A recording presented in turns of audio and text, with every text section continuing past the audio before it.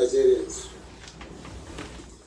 it has become necessary for me to address you, having heard from many concerned Nigerians and having concluded a meeting with all the security chiefs.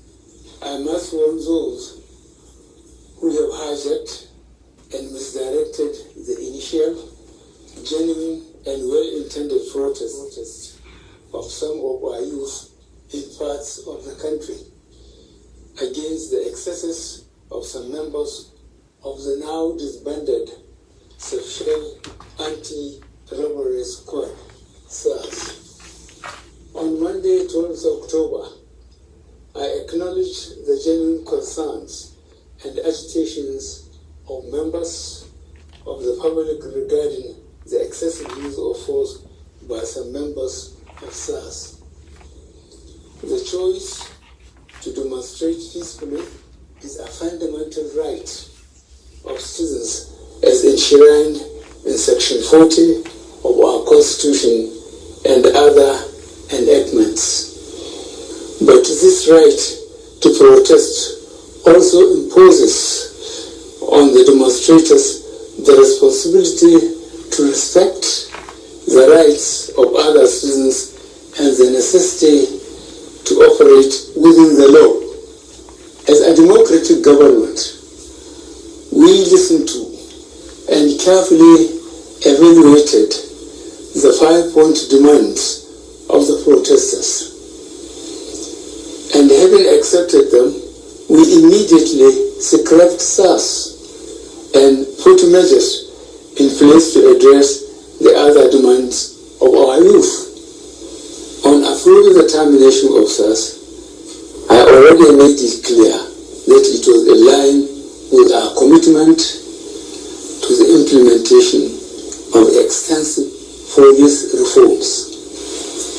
Sadly, the promptness with which we have acted seemed to have been misconstrued as a sign of weakness and twisted by some for their selfish, unpatriotic interests. The result of this is clear to all observers. Human lives have been lost, acts of sexual violence have been reported, 2 major correctional facilities were attacked and convicts freed, public and private properties completely destroyed or vandalized, the sanctity of the palace of a peacemaker, the Oba of Lagos, has been violated.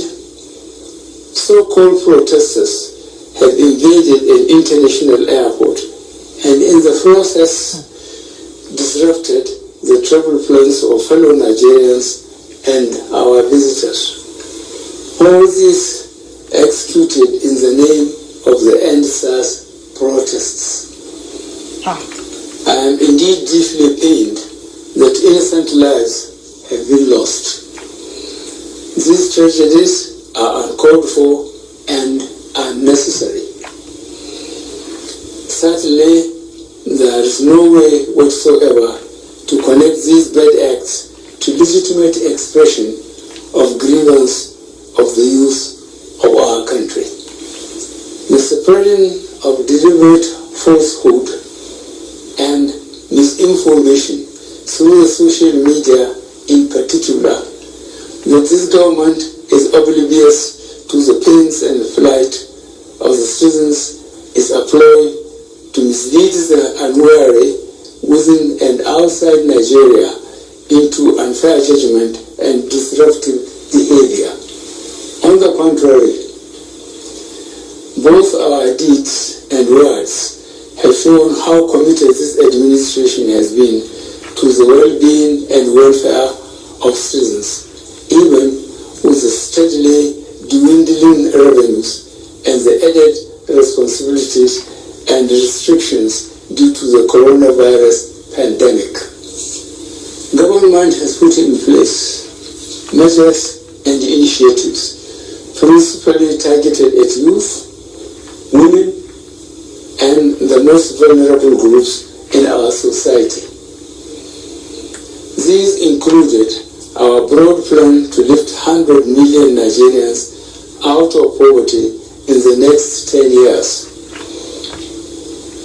The creation of 75 billion Naira National Youth Investment Fund to provide opportunities for the youth and the micro, small, and medium enterprises survival fund, through which government is A, paying 3-month salaries of the staff of the 100,000 micro, small, and medium enterprises. B, paying for the registration of 250,000 businesses as a corporate affairs commission.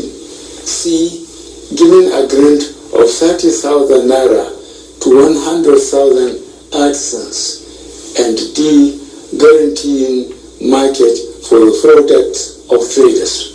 These are in addition to many other initiatives, such as A, farmer money, B, trader money, C, market money, D, N-Power, E, N-Tech, and F, N-Agro. No Nigerian government in the past has methodically and seriously approached poverty alleviation like we have done.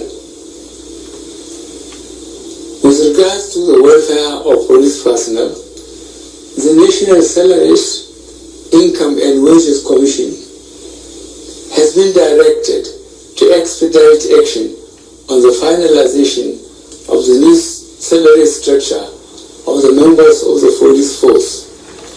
The enrollments of other paramilitary services are also being reviewed upwards. In order to underscore the importance of education in preparing youth for the future, this administration has come up with a new salary structure and other incentives for our teachers. Let me at this point reaffirm the federal government's commitment to preserving the unity of this country. We will continue to improve good governance and our democratic process, including through sustained engagement. We shall continue to ensure that liberty and freedom, as well as the fundamental rights of all citizens, are protected. But remember that government also has the obligation to protect lives and properties, as well as the right of citizens to go about their daily businesses freely and protected from acts of violence. To our neighbors in particular, and members of the international community, many of whom have expressed concern about the ongoing development in Nigeria, we thank you and urge you all to seek to know all the facts available before taking a position or rushing to judgment and making hasty pronouncements. In the circumstances, I would like to appeal to protesters to note and take advantage of the various well thought out initiatives of this administration designed to make their lives better and more meaningful, and resist the temptation of being used by some subversive elements to cause chaos with the aim of truncating our nascent democracy. For you to do otherwise will amount to undermining national security and the law and order situation. Under no circumstances will this be tolerated. I therefore call on our youth to discontinue the street protests and constructively engage government in finding solutions.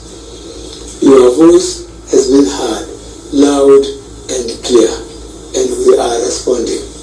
And I call on all Nigerians to go about their normal businesses and to enjoin security agencies to protect lives lives and properties of all law-abiding citizens without doing harm to those they are meant to protect. Let me pay tribute to officers of the Nigeria Police Force who have tragically lost their lives in the line of duty. I would like to thank those state governors, traditional and religious leaders who have appealed for calm and restraint. I also thank youth leaders who have restrained their followers from taking the law into their hands. This government respects and will continue to respect all the democratic rights and civil liberties of the people, but it will not allow anybody or groups to disrupt the peace of our nation. Thank you all. God bless the Federal Republic of Nigeria.